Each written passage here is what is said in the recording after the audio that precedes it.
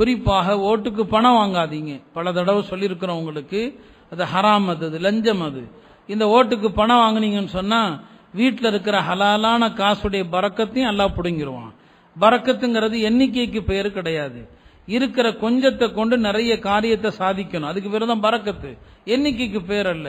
எனவே இந்த அரசியல்வாதிகள் இவர்கள் எப்படி சம்பாதிச்சாங்க? பல பேருடைய சொத்தை அபகரிச்சாங்க. எத்தனை பேருடைய சாபத்தை வாங்கி அவன் சம்பாதிச்சதோ தெரியாது.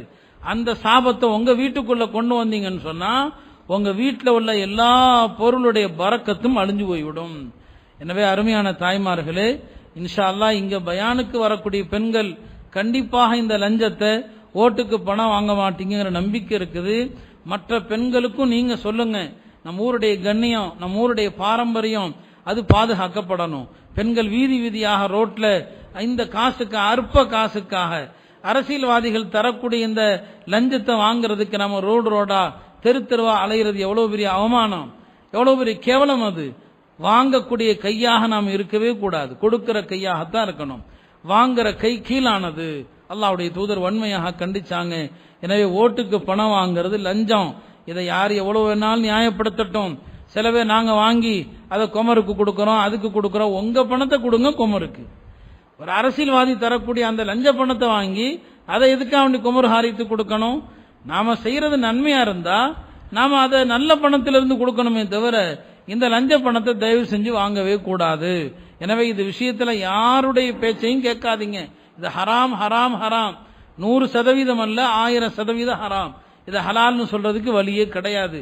இந்த ஹராம கொண்டு வந்தா அல்லாஹ்வுடைய கோபத்திற்கு ஆளாகும். அதனாலதான் போன முறையே நம்ம பகுதியில் தேர்தல் நிறுத்தப்பட்டது.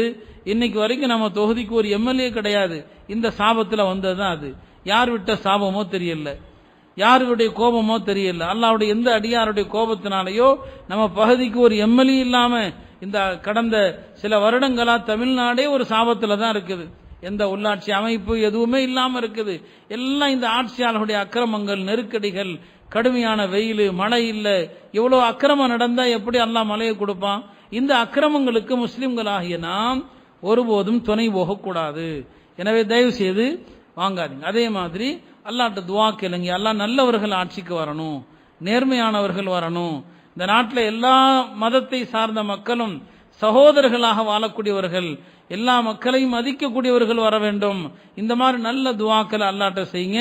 இன்ஷா அல்லாஹ் அல்லாஹ் நல்ல ஆட்சி மாற்றத்தை கண்டிப்பாக தருவான்.